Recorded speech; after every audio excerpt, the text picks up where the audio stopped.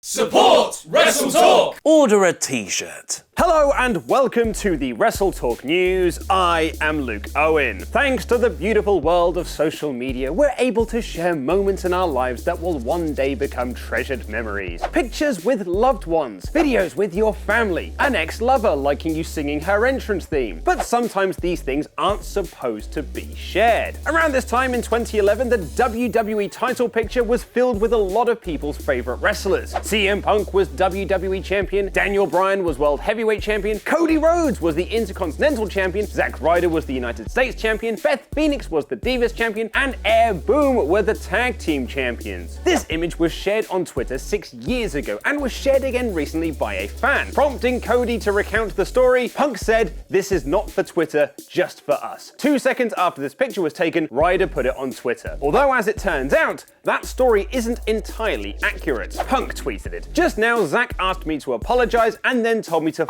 off. I just prefer the version where Zack did it. Nice apology, dick."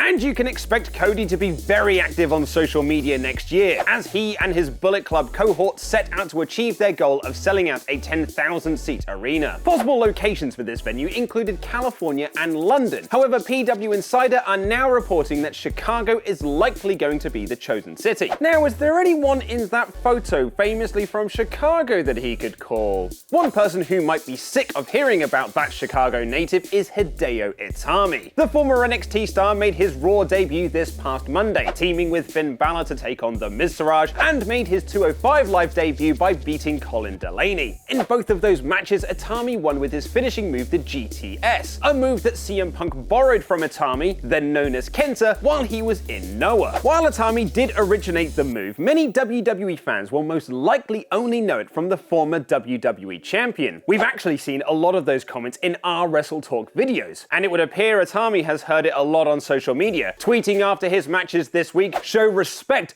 for my go to sleep." Just gotta give some quick shout outs to our $25 plus backers on Patreon. So here's to you, Courtney Chaos, John Wick Chapter 2, David Hendricks is God Mackenzie, Christopher the Condor Johnson, Kevin Razmataz Chapel, Liam I said Walsh, not Welsh, Walsh, Diamond Lord Matthew Larson, and the Shady Shader Logath.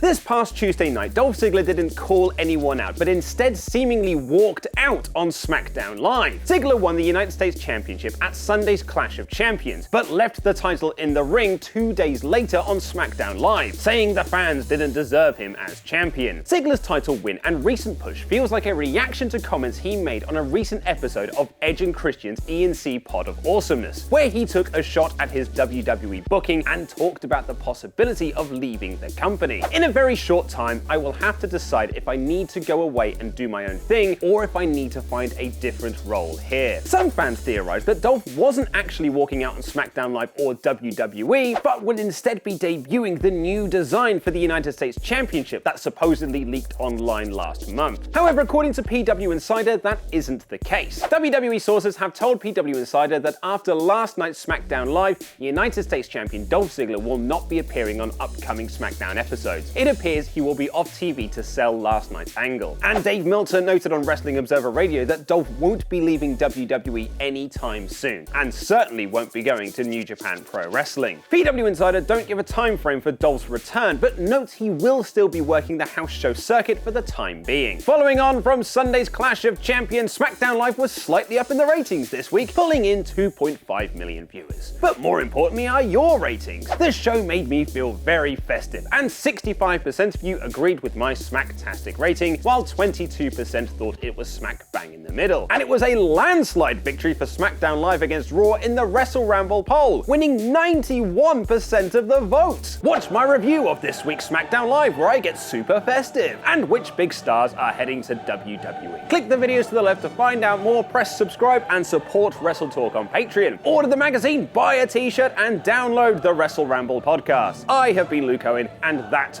was wrestling.